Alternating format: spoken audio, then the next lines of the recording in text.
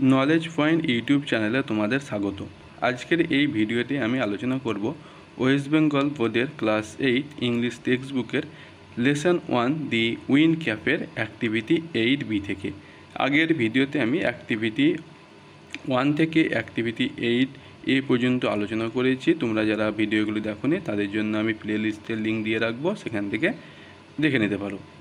দেখো প্রথমে কি বলেছে, অ্যাক্টিভিটি 8Bতে বলেছে আন্ডারলাইন দি ভার্ব, ক্রিয়ার নিচে দাগ মারো ইন দি ফলোয়িং সেন্টেন্স, নিচের এই বাক্যগুলোর, হুইচ সাজেস্ট, যেটা তোমার সাজেস্ট করছে অ্যাকশন, একটা কাজ, that began before a certain point, যেটা শুরু হয়েছিল একটা নির্দিষ্ট সময়, ইন দি পাস্ট, অতীতকালে, অ্যান্ড কন্টিনিউ, এবং যেটা চলছে up to the that time, যেটা তোমার এখনও তোমার চলছে, এরকম একটা তোমাকে কী করতে হবে, ভার্বের তলায় দাগ মারতে হবে।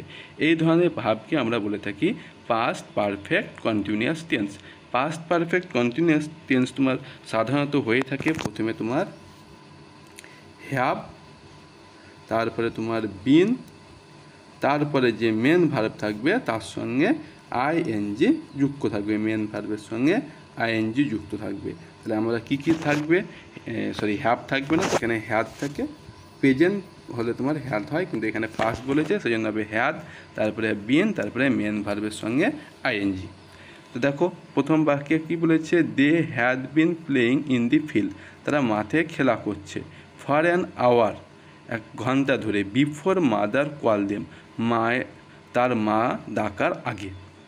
তাহলে এখানে দেখো পাস্ট পারফেক্ট কন্টিনিউয়াস টেন্স হয়ে যাবে হ্যাড বিন প্লেয়িং। এরপরে দেখো 2 নম্বর, when I visit my uncle, যখন আমি আমাদের কাকার বাড়ি গিয়েছিলাম, he had been teaching in a school, সে তখন কী করতো, স্কুলে পড়াতো, দেয়ার ফর 5 ইয়ার, সেখানে 5 বছর ধরে। তাহলে এখানে হয়ে যাবে হ্যাড বিন টিচিং। এরপরে দেখো 3 নম্বর, Rita had been studying in our school, Rita আমাদের স্কুলে পড়াশোনা করে, ফর দি লাস্ট 8 ইয়ার্স, গত 8 বছর ধরে, সিন্স আই মেট হার, যতদিন আমাদের সাক্ষাৎ হয়েছে। তাহলে এইখানে তোমার হয়ে যাবে তোমার হ্যাড বিন স্টাডিং।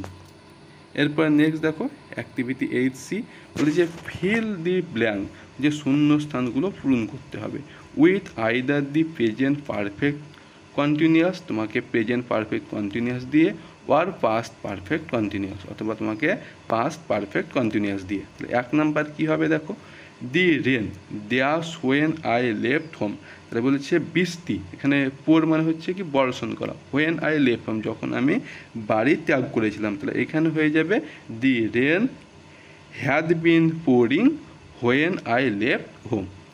এরপরে দেখো the engineers dash the bridge for the past few months, bracket দিয়েছে বিল্ড, বলছে ইঞ্জিনিয়াররা বিগত 5 মাস ধরে এই ব্রিজটি তৈরি করছে। তাহলে এখানে হয়ে যাবে তোমার হ্যাড বিন বিল্ডিং। এরপরে দেখো 3 নাম্বার, দি পারফর্মার দেয়াস সিন্স ইভিনিং সিংস, বলছে পারফর্মাররা কী করছে, সন্ধ্যা থেকে গান করছে। তাহলে এখানে সিং থেকে কী হবে দেখো, হ্যাভ বিন সিঙ্গিং। এরপর 4 number, at that time mister Roy, বলছে ওই সময় পর্যন্ত mister Roy dash poem for 1 month, বলছে কবিতা লিখছে, এখানে রাইট আছে ব্যাকেটে, সেখানে লেখা হবে 1 মাস ধরে কী করছে, কবিতা লিখছে। তাহলে এখানে হয়ে যাবে তোমার হ্যাড বিন রাইটিং।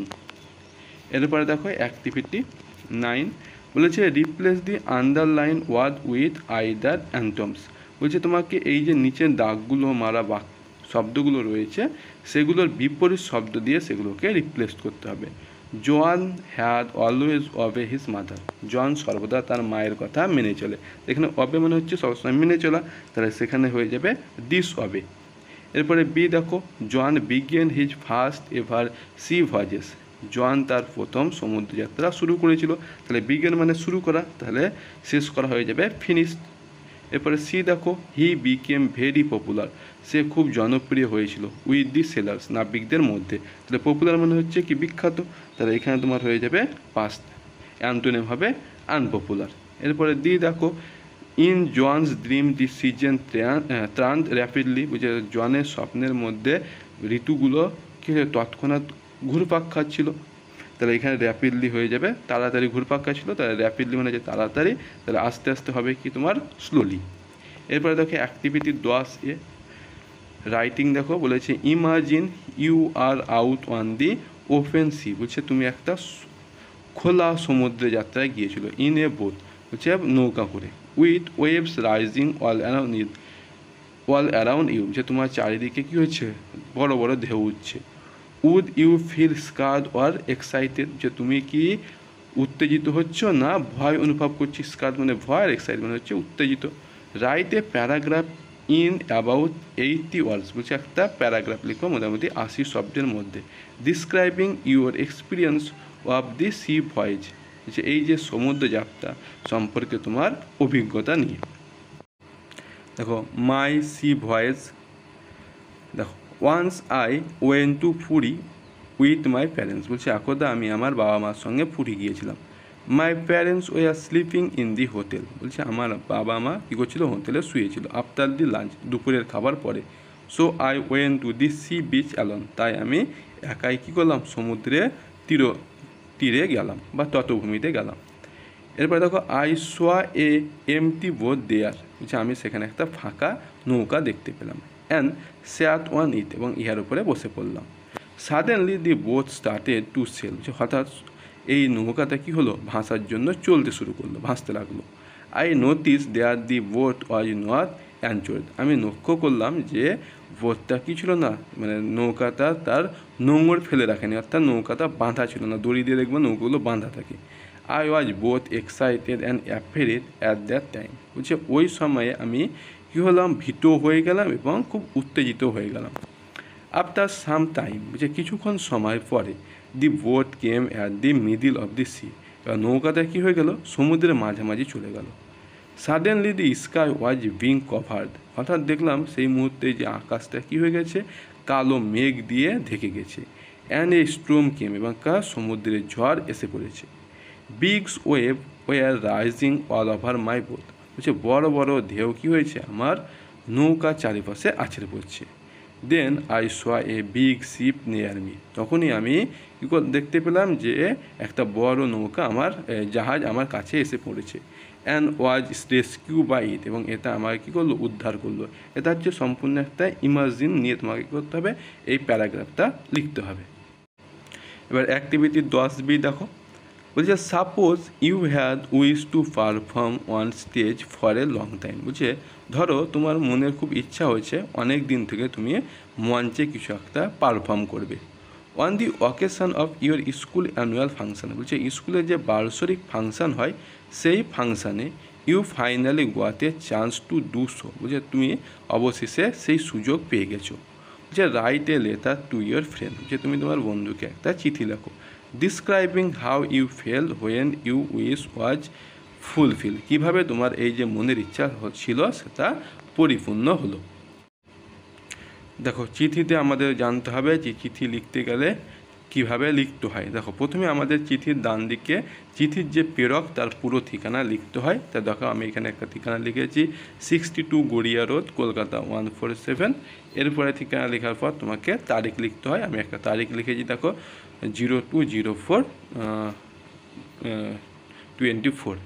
এরপরে দেখো ডান দিকে তোমার বন্ধুকে লিখছো, সে না তো বন্ধুর নাম লিখবে, দেয়ার বিনয় বা যে ইচ্ছা তুমি একটা বন্ধুর নাম লিখলে। এরপরে তোমার চিঠি দেখো মেন বডি শুরু হয়েছে, বলছে it's a long time I have not heard from you, বলছে অনেক দিন ধরে আমি তোমার কোনো খোঁজ খবর পাইনি। I hope you are well, বলছে আমার আশা আছে যে তুমি কী আছো, খুব ভালো আছো। You know that I have been wanting to perform something in a stage for a long time, যে তুমি জানো যে আমি স্টেজের মধ্যে কোনো কিছু পারফর্ম করার জন্য অনেক দিন থেকে অপেক্ষা করেছি। I finally goat the chance, আমি অবশেষে সেই সুযোগটা পেয়েছি। This year at our school annual event, বলছে এই বছরে আমাদের স্কুলের যে বার্ষিক ইভেন্ট রয়েছে, আই পারফর্ম এ রবীন্দ্রসঙ্গীত, আমি সেখানে একটা কী করেছি, রবীন্দ্রসঙ্গীত গিয়েছি। এভরি ওয়ান ওয়াজ ক্ল্যাপিং, সবাই কী করছিল, আমার এই রবীন্দ্রসঙ্গীত শুনে হাততালি দিচ্ছিল। ইট ওয়াজ ইন্সপায়ার মি লট, এটা আমাকে খুব কী করেছিল, ইন্সপায়ার করেছিল বা উদ্বুদ্ধ করেছিল। The teacher praise me very much, শিক্ষক মশাইরা আমাকে খুব প্রশংসা করেছিল। নো মোর টুডে, বলছে আজকে আর নেই।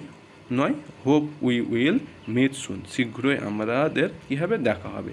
এরপরে ইউর লাভিং ফ্রেন্ড, তারপরে নিজের নাম লিখে দিবে, সুমিত বা যার যার নাম সেটা লিখে দেবে। এরপরে তোমাকে ডান দিকে কী করতে হবে, যাকে চিঠি লিখছো তার একটা ঠিকানা দিতে হবে। তো এখানে আমি চিঠির প্রেরকের নাম দিয়েছি, দেখো মিস্টার বিনয় বাসু। তারপরে 10 মহেন্দ্র সেন স্ট্রিট, শ্রীরামপুর, হুগলি। এরপরে পিন নাম্বার দেখো 714862। তাহলে এই ছিল তোমাদের অ্যাক্টিভিটি, যে তোমার 8B থেকে অ্যাক্টিভিটি 10B পর্যন্ত সমস্ত অ্যান্সার। তোমরা যারা পুরো আগের ভিডিওগুলো দেখো না, তাদের জন্য আমি ডেসক্রিপশান বক্সের লিঙ্ক রেখে দিয়েছি, সেখান থেকে তোমরা প্লেলিস্ট থেকে একটার পর একটা ভিডিওগুলো সুন্দরভাবে দেখে নিতে পারো।